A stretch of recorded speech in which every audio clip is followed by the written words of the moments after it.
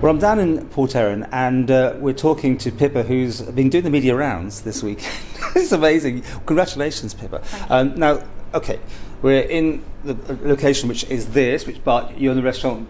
Yeah, explain first of all that. Yeah, so we're in Foraging Vintners, which is the winery, so they produce wine, and then this is the bar part of the winery. But next door, it transforms into a restaurant in the evenings, which is my restaurant, and it's called Versa. Okay, now you're clutching this award, which is amazing. Well, tell us first of all, what is it exactly you've won? So this is the San Pellegrino Young Chef of the World award for social responsibility. Okay, now take us through exactly what that meant.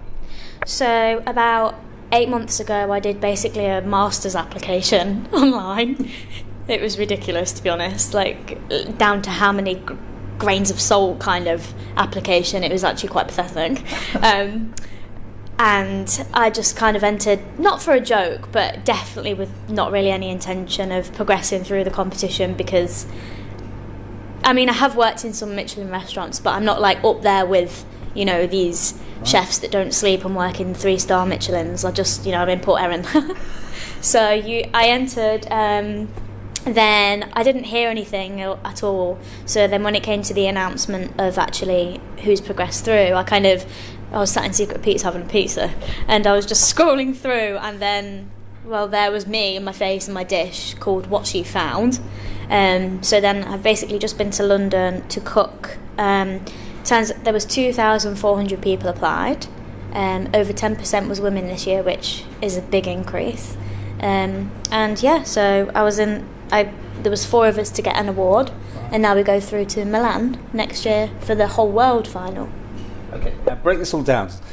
You go foraging, you find things. I mean, what exactly do you do there? So my restaurant here is called Versa, and it means like vice versa, being a relationship with the land, and also versa as in versatile. Anyway, so when I'm not cooking, I'm foraging and adminning and marketing and blah blah blah, but mostly foraging. So all the ingredients on the menu, the menu changes every week. All of the ingredients are within walking distance of the establishment. And you've been out doing mushrooms, I think.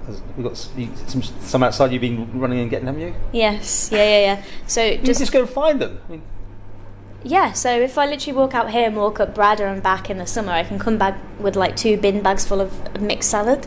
Berries, you know, there's the sea just there, so seaweed, sea spaghetti, like little creatures. Yeah, that's why I love the Isle of Man so much, and why I'm trying to promote it, because it's literally foragers' heaven, chef's heaven.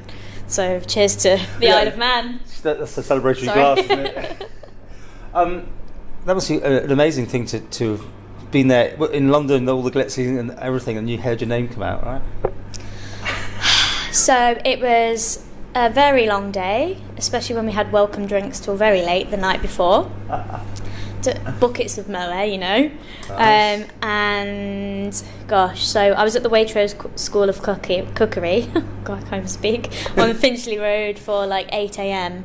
to then present my dish at 3 o'clock in the afternoon. So it was a full day of, you know. This one being out. So you had to make it for the judges to sample. Yeah, right. And then so then we were staggered in 15-minute intervals where we'd present our dish, really dramatic, menacing kind of chef classical music. Right, a lot of judges, a lot of chefs. Yeah, there? So I thought it was just going to be 10 of us cooking, but it was 15. And there were 10 judges, all of which were like Michelin star chefs. There was Monica Galletti from MasterChef. You know, really big, like my role models, very nerve-wracking. So then we each presented our dish, and we got some feedback, and we had to speak to all the audience and the press and all that jazz, and try not to have an accident out of nerves. But then they pulled your name out, and that was fantastic. So that was that. We didn't find out there and then. So later on in the evening, we went to Mayfair to Carousel and had a big. So it was also the 120th anniversary of San Pellegrino, so it was like double whammy, double champagne. Nice. So that was really good. And so we went for this celebration dinner, and you probably had like 6 cameras around you at all times. Like, it was actually hideous. And so we had like a 4-course dinner from the winner that won last year. It was absolutely beautiful. A lot of networking, like the Caterer magazine, Women in Food, like loads of magazines I was sat next to, which they're coming to do write-ups on the Isle of Man. Nice. Which is very good for us. That's the whole point why I went, you know. And then it was a big kind of on stage, kind of the winner of this is, and then it said Pippa Lovell, Isle of Man. I couldn't believe it. It was, yeah, definitely one of the best days of my life, because this award just means like everything I'm doing in my day to day and all the choices that I'm making are now verified. Yeah. You know. Now you're going through the world thing, right? Yes. So you've got to start again with some other ideas, or can you do the same-ish? No. The dish that you enter with right at the very beginning, you can't change at all. Right. Very, very strict. So that's what you'll be preparing? Yeah. I have no idea what the logistics are of the final in Milan. I don't even know, like, am I cooking, or I don't know anything about it. I don't know when it is, where it is, nothing. Because there's still a few more regional finals over the world taking place, like Japan's next week, America's next week, and then we're done, and then we'll find out. This was like Europe and UK. Well, listen, congratulations. And if people come to your restaurant, will they get a chance? Is it on the menu, what you did? So the menu changes every week. As you said, so how often do they get back on though? This week we're full of functions. Next week's menu is already written, but the following weeks, I think the 28th and the 29th, I'm thinking to put the dish on the menu that weekend, so people can see what I've been showing off, and right. But just a variation of it, very similar, but I'm kind of not quite well equipped enough here yet to pull it off. Well, I'm sure now you're going to be so sold out, but if people want more information, do you have a website for this, or how do they find you? So you can go onto the Foraging Vintners website, and there's a subsection, Versa pop-up, so you can book and see a bit about it. You can also just type in Versa Port Erin on Google and it will come up, and images, and you can click book now. And you come out of the kitchen, do you wave and you do things and you talk to people? Right, yeah. Well, each dish I kind of bring out and explain, right. So the bitter cress is from Sue's garden in Colby. Seaweed there, if you throw a rock, it's just there, because the whole point for me is I want people to take ownership of the food again and eat with the seasons and like respect the ingredients again, and I just think that's really important. If people have more knowledge and feel more proud of it, they're going to want to preserve it.